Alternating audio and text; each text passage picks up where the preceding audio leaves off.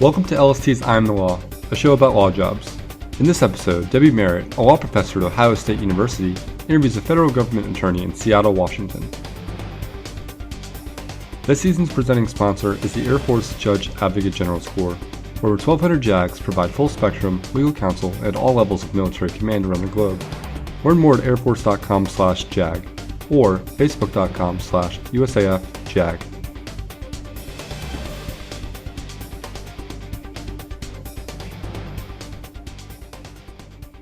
We're joined today by Kevin Krainz, a 2013 graduate of the University of Pennsylvania Law School. Kevin is a transactional attorney for the United States Department of Housing and Urban Development, an agency known by its acronym, HUD. Kevin works in HUD's Seattle office. Now, before we talk about your job, tell us a little about the agency. There are two major pieces to it. It's both the housing, so they want to create more affordable housing so that more people can have access to it and address homelessness and issues like that. And then urban development. They are interested in building communities and not just putting up buildings. So this is an agency for low-income home buyers, but also for other people. What are some of the things you mean by sustainable communities or urban development? Well, on the one hand, we are trying to make sure that enough housing goes up so that everyone can have a place to call home. But on the other hand, we want to make sure that there are services accessible to people who live in those communities, that there are grocery stores for them to go to, jobs that they can access, and training and things like that that they need in order to thrive as a community. Okay, so the agency has a fairly broad mission. Let's talk about the way that it's structured. Start with the secretary and tell me from the top down how you work.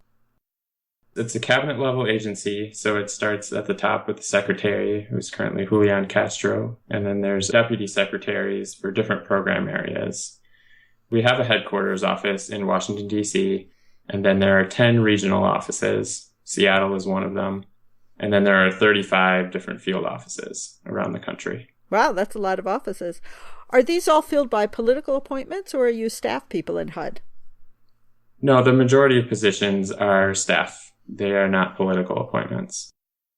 HUD has lawyers who work both in Washington and in the regional offices. What about in your regional office in Seattle? About how many lawyers work there? We have about 10 attorneys in the Seattle region. We're split into two different departments, and one side does all the litigation. So they do anything from defensive litigation to fair housing, personnel, or ethics. The other side, which is the side I work on, is transactional and programs. We do the real estate transactions, and we give advice to each of the other program offices. Tell us about a typical day. I would probably spend at least half of my time working on a transaction. So a lot of people are familiar with what HUD does in its single family program, which is to provide mortgage insurance for people who are trying to buy their first home or any home, typically with a low down payment. So they're often insuring a mortgage and agreeing to pay the lender if the borrower defaults so that borrower can get a loan at a decent rate. Let's say I'm a low-income person. I want to buy my first home. The home costs $100,000 and I have a $10,000 down payment.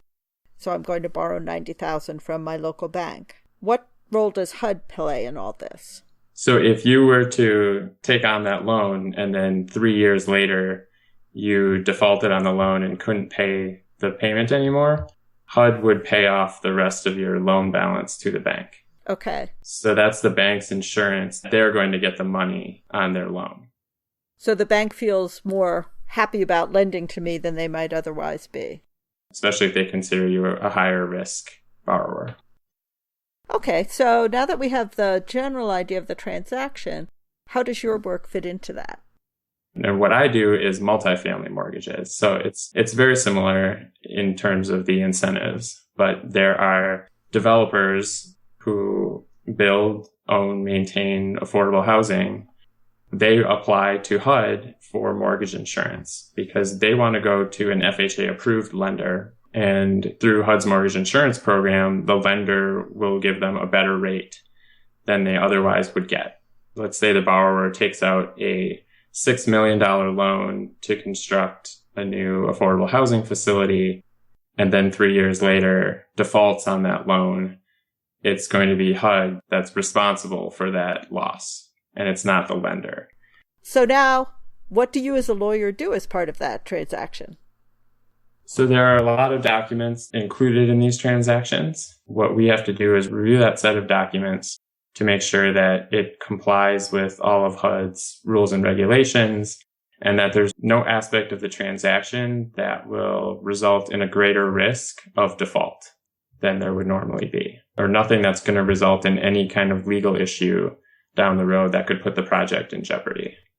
Are these documents fairly standard? Do people follow a template, or are they all different? Years ago, they weren't as standard, but over time, the documents have been standardized, and now they're some things like title policies that are always going to look a little bit different.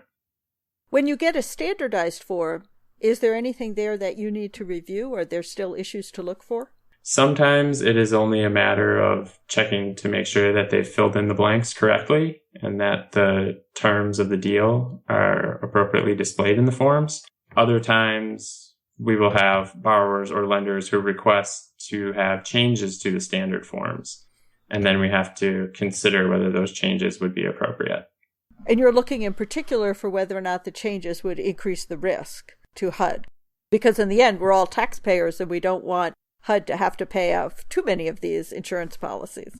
What about the title policies? You mentioned that those tend to have more variation. One of the things that we check is to make sure that there are no issues with title with the property.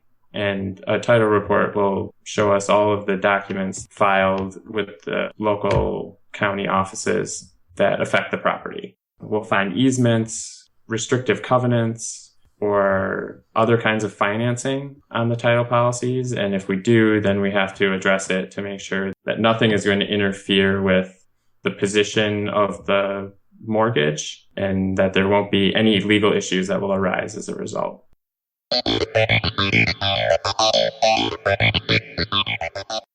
Support for I'm the Law comes from Barbary. Barbary is committed to legal education throughout the entire legal life cycle, delivering pre-law skills, law school study aid resources, a bar review course, and continued professional development and certifications for practicing attorneys around the world. Visit barbary.com for more information. I'm the Law is also sponsored by shouldIbealawyer.com. Using an assessment tool based on data from more than 2,500 attorneys, shouldIbealawyer.com helps you determine if law school is a good fit and what areas of the law best match your strengths and weaknesses. Coming up, Kevin tells us how working for the government affects the way in which he helps people. My clients actually are other people who work at HUD. And so it's not like when you work in legal aid and your client is the person who lives in public housing. To hear more episodes, you can subscribe on iTunes or visit lstradio.com.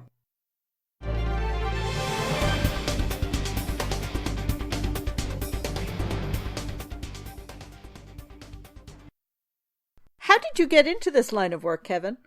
I did a lot of housing and employment work prior to law school. The first place I worked after college was at Cabrini Green Legal Aid in Chicago.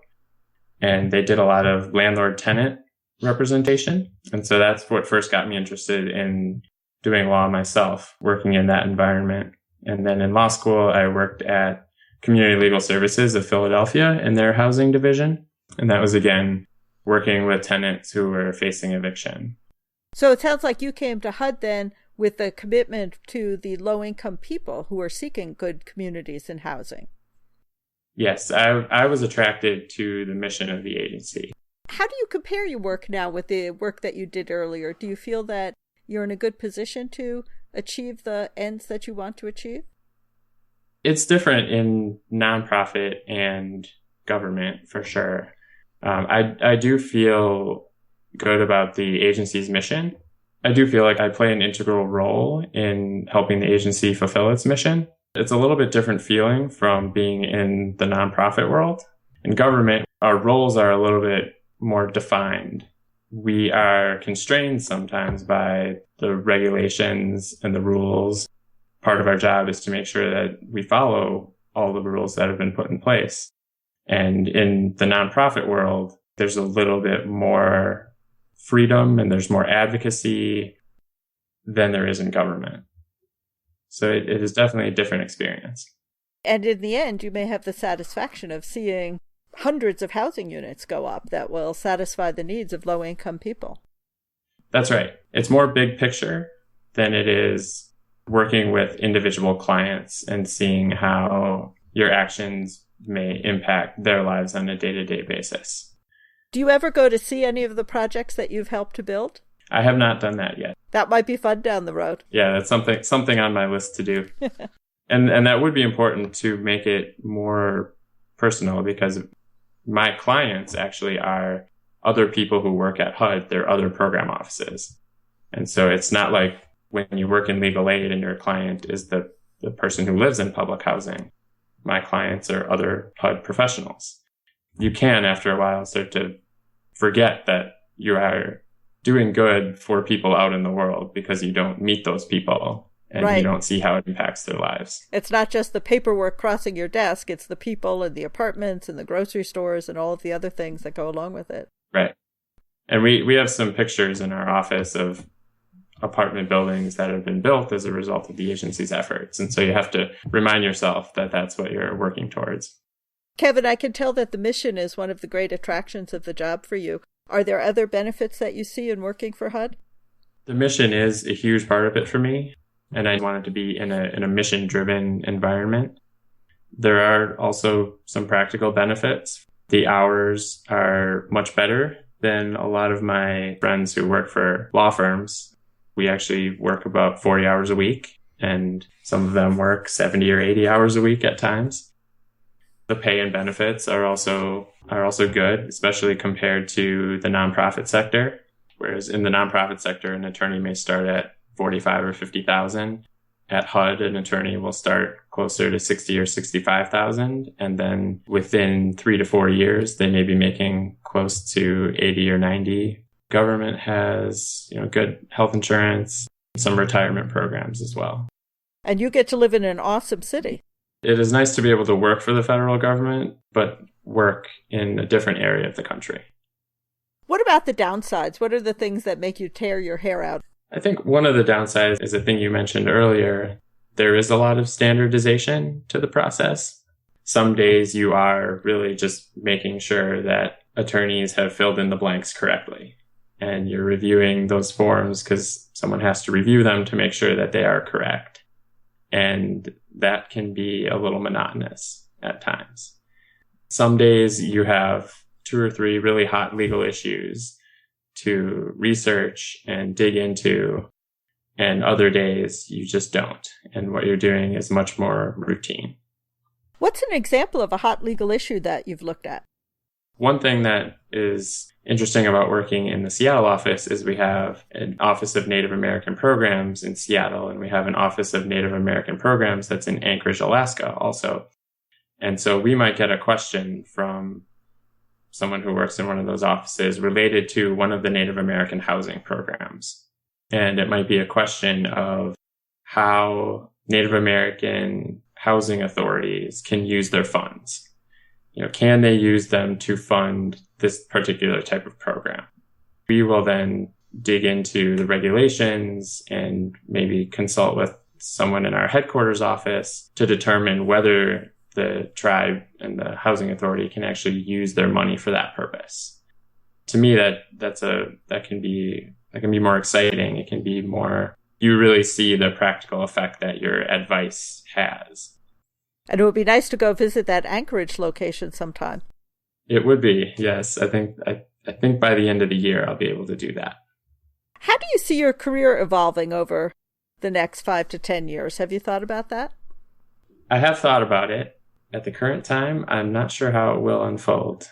The positions that we have in the regional offices, I am an attorney advisor, and I would remain with that title unless I were to become either the deputy regional counsel or the regional counsel.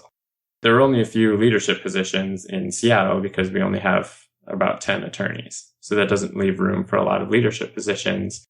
In Washington, D.C., it's different. There are a lot more offices and a lot more leadership positions. Kevin, what about mobility among government offices? You may not be thinking of moving away from HUD, but do attorneys like you who go to work for the federal government, is there much mobility from one agency to another, one program to another?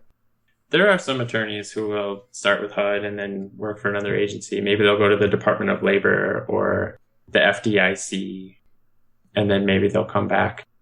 There are a good number of attorneys and non-attorneys who will work for HUD, and then they may work for the private sector for a number of years, and they may come back to HUD. I do see that happen.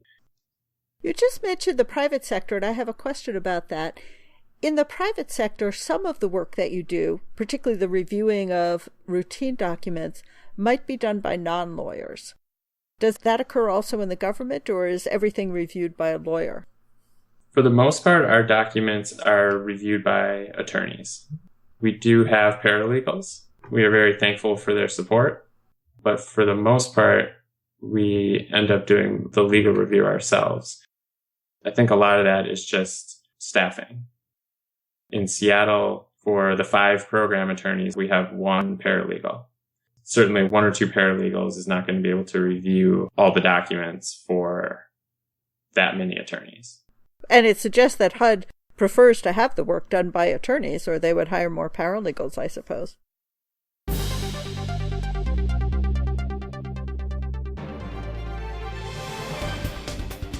Thank you to our presenting sponsor, the United States Air Force Judge Advocate General's Corps. Thank you also to Barbary, shouldIbealawyer.com, and top-law-schools.com. I Am the Law is produced by Law School Transparency for LST Radio. If you want to hear more, you can subscribe to our podcast on iTunes or go to lstradio.com.